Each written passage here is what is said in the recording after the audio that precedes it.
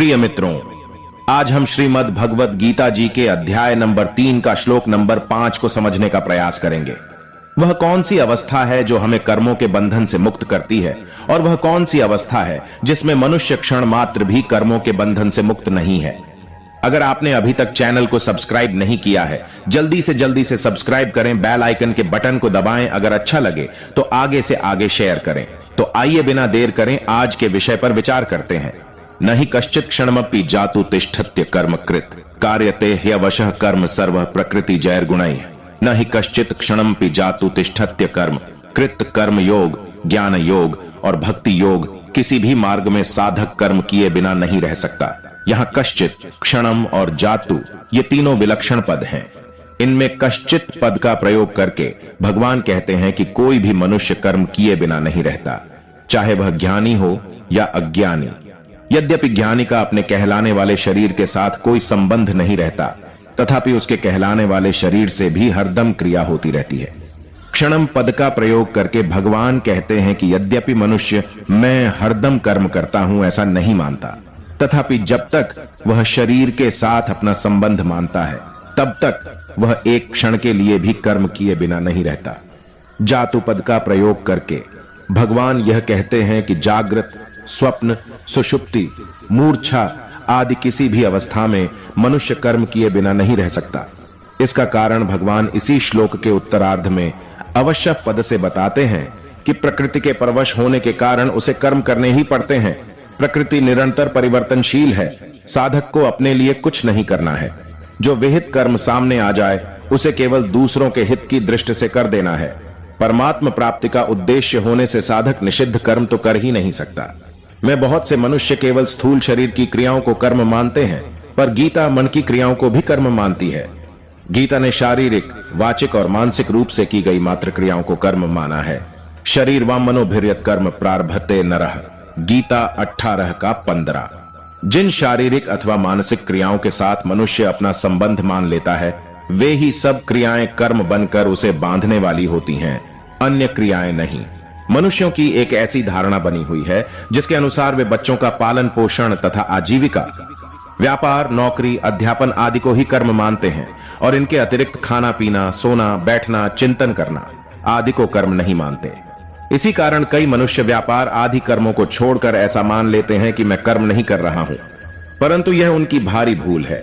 शरीर निर्वाह संबंधी स्थूल शरीर की क्रियाएं, नींद, चिंतन आदि सूक्ष्म शरीर की क्रियाएं और समाधि आदि कारण शरीर की क्रियाएं, ये सब कर्म ही हैं। जब तक शरीर में अहंता ममता है तब तक शरीर से होने वाली मात्र क्रियाएं कर्म हैं। कारण कि शरीर प्रकृति का कार्य है और प्रकृति कभी अक्रिय नहीं होती। अतः शरीर में अहंता ममता रहते हुए कोई भी मनुष्य किसी भी अवस्था में क्षण मात्र भी कर्म किए बिना नहीं रह सकता, चाहे वह अवस्था प्रवृत्ति की हो या निवृत्ति की। कार्यते ह्यवशः कर्म सर्व प्रकृति जैर्गुणैः। प्रकृतिजन्य गुण प्रकृति के परवश हुए प्राणियों से कर्म कराते हैं। परवश होने पर प्रकृति के गुण द्वारा कर्म कराए जाते हैं, क्योंकि प्रकृति एवं उसके गुण निरंतर क्रियाशील हैं। गीता 3 अध्याय का 27वां और 13वें अध्याय का 29वां श्लोक। यद्यपि आत्मा स्वयं अक्रिय, असंग, अविनाशी, निर्विकार तथा निर्लिप्त है, तथापि जब तक वह प्रकृति एवं उसके कार्य स्थूल, सूक्ष्म और कारण शरीर में किसी भी शरीर के साथ अपना संबंध मानकर उससे सुख चाहता है, तब तक वह प्रकृति के परवश रहता है। गीता 14वें अध्याय का 5वां श्लोक। इसी परवशता को यहाँ अवश्य पद से कहा गया है। 9वें अध्याय के 8वें श्लोक में और 8वें अध्याय के 19वें श्लोक में भी प्रकृति के साथ संबंध मानने से परवश हुए जीव के द्वारा कर्म करने की बात कही गई है। स्वभाव बनता है वृत्तियों से, वृत्तियां बनती हैं गुणों से, और गुण पैदा होते हैं प्रकृति से। अतः चाहे स्वभाव के परवश कहो, चाहे गुणों के परवश कहो और चाहे प्रकृति के परवश कहो, एक ही बात है। वास्तव में सबके मूल में प्रकृतिजन्य पदार्थों की परवशता ही है। इसी परवशता से सभी परवशताएं पैदा होती हैं। अतः प्रकृतिजन्य पदार्थों की परवशता को ही कहीं काल की, कहीं स्वभाव की, कहीं कर्म की और कहीं गुणों की परवशता कह दिया है। तात्पर्य यह है कि यह जीव जब तक प्रकृति और उसके गुणों से अतीत नहीं होता, परमात्मा की प्राप्ति नहीं कर लेता, तब तक यह गुण, काल, स्वभाव आदि के अवश्य परवश ही रहता है। अर्थात यह जीव जब तक प्रकृति के साथ अपना संबंध मानता है, प्रकृति में स्थित रहता है, तब तक यह कभी गुणों के, कभी काल के, कभी भोगों के और कभी स्वभाव के परवश होता रहता है, कभी स्ववश स्वतंत्र नहीं रहता। इनके सिवाय यह परिस्थिति, व्यक्ति, स्त्री, पुत्र, धन, मकान आदि के भी परवश होता रहता है। परंतु जब यह गुणों से अतीत अपने स्वरूप का अथवा परमात्म तत्व का अनुभव कर लेता है, तो फिर इसकी यह परवशता नहीं रहती और यह स्वतः सिद्ध स्वतंत्रता को प्राप्त हो जाता है। प्रकृति को सक्रिय, स्थूल और अक्रिय, सूक्ष्म दो अवस्थाएं होती हैं। जैसे कार्य करना है, सक्रिय अवस्था है, और कार्य न करना, निद्रा आदि। विस्था वास्तव अमें अक्रिय अवस्था में भी प्रकृति अक्रिय नहीं रहती, प्रत्युक्त उसमें सूक्ष्म रूप से सक्रियता रहती है। जैसे किसी सोए हुए मनुष्य को जागने के समय पूर्व ही जगा देने पर वह कहता है कि मुझे कच्ची नींद में जगा दिया। इससे यह सिद्ध हुआ कि नींद की अक्रिय अवस्था में भी नींद के पकने की क्रिया हो रही थी। जब पूरी नींद लेने के बाद मनुष्य जागता है, तब उपर्युक्त बात नहीं कहता, क्योंकि नींद का पकना पूर्ण हो गया। इसी प्रकार समाधि, प्रलय, महाप्रलय आदि की अवस्थाओं में भी सूक्ष्म रूप से क्रिया होती रहती है। वास्तव में देखा जाए तो प्रकृति की कभी अक्रिय अवस्था होती ही नहीं, क्योंकि वह प्रतिक्षण बदलने वाली है, स्वयं आत्मा में कर्तापन नहीं है। परंतु प्रकृति के कार्य शरीरादि के साथ अपना संबंध मानने से वह प्रकृति के परवश हो जाता है। इसी परवशता के कारण स्वयं अकर्ता होते हुए भी वह अपने को कर्ता मानता रहता है। वस्तुतः आत्मा में कोई भी परिवर्तन रूप क्रिया नहीं होती। जैसे प्रकृति द्वारा समस्त सृष्टि की क्रियाएं स्वाभाविक रूप से हो रही हैं, ऐसे ही उसके द्वारा बालकपन, जवानी आदि अवस्थाएं और भोजन का पाचन, श्वासों का आवागमन आदि क्रियाएं एवं इसी प्रकार देखना, सुनना आदि क्रियाएं भी स्वाभाविक रूप से हो रही हैं। परंतु जीवात्मा कुछ क्रियाओं में अपने को कर्ता मानकर बंध जाता है। प्रकृति निरंतर परिवर्तनशील है, पर शुद्ध स्वरूप में कभी कोई परिवर्तन नहीं होता। वास्तव में प्राकृतिक पदार्थों की कोई स्वतंत्र सत्ता नहीं है। प्रतिक्षण बदलते हुए पुंज का नाम ही पदार्थ है। पदार्थों के साथ अपना संबंध मानने से कोई भी मनुष्य किसी भी अवस्था में क्षण मात्र भी कर्म किए बिना नहीं रह सकता। अगर साधक ऐसा वास्तविक अनुभव कर ले कि संपूर्ण क्रियाएं पदार्थों में ही हो रही हैं और पदार्थों के साथ मेरा किंचन मात्र भी संबंध नहीं है, तो वह परवशता से मुक्त हो सकता है। कर्मयोगी प्रतिक्षण परिवर्तनशील पदार्थों की कामना, ममता और आसक्ति का त्याग करके इस परवशता को मिटा देता है। भगवान ने इस श्लोक में जो बात कही है, वही बात उन्होंने 18वें अध्याय के 11वें श्लोक में भी कही है कि प्रकृति से अपना संबंध मानते हुए कोई भी मनुष्य कर्मों का संपूर्णता से त्याग नहीं कर सकता। नहीं देहभृता शक्य त्यक्तम कर्माण्य शेषतः। अब इसका परिशिष्ट भाव सुने।